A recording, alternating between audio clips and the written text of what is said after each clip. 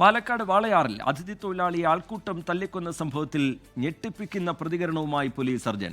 രാംനാരായണിന്റെ ശരീരത്തിൽ അടിയേൽക്കാത്ത സ്ഥലങ്ങളില്ല എന്ന് doctor TS Hitesh Shankar പറഞ്ഞു.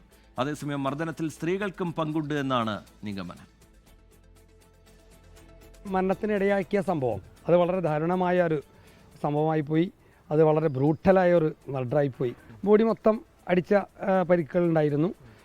പരിക്കില്ലാത്ത ഭാഗങ്ങൾ ഇല്ല എന്ന് തന്നെ പറയാം. അക്ഷരാർത്ഥത്തിൽ ഒരാളെ തച്ചു കൊന്നു. ഈ അടി ഒരാളെ ശരീരത്തിൽ ഇത്രയധികം മർദ്ദനമേൽക്കുമ്പോൾ രക്തസ്രാവം ഉണ്ടാവും. അത് തന്നെയാണ് മരണകാരണം. മണിക്കൂറുകൾ നീണ്ട ക്രൂരതയ്ക്കൊടുവിലാണ് രാംനാരായൺ മരണത്തിനു കീഴടങ്ങിയത്. അത് സാക്ഷ്യപ്പെടുത്തുകയാണ് police surgeon doctor TS Hitesh Shankar. വാരിയെല്ലുകൾ തകർന്നു, തലച്ചോറിനും പരുക്ക്, ശരീരത്തിൽ അടിയേൽക്കാത്ത ഒരിടവും ബാക്കിയില്ല.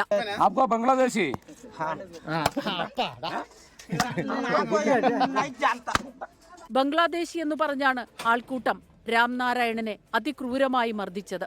ബുധനാഴ്ചയായിരുന്നു കൊടും ക്രൂരത. അന്വേഷണത്തിന്റെ ഓരോ ഘട്ടത്തിലും പുറത്തുവരുന്നത് നടുക്കുന്ന വിവരങ്ങൾ.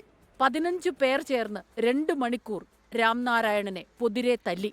അതിൽ 5 സ്ത്രീകൾ. അവശനായി കിടന്നപ്പോഴും മർദ്ദനം തുടർന്നു. നിലവിൽ 5 പേരെയാണ് പോലീസ് അറസ്റ്റ് ചെയ്തത്.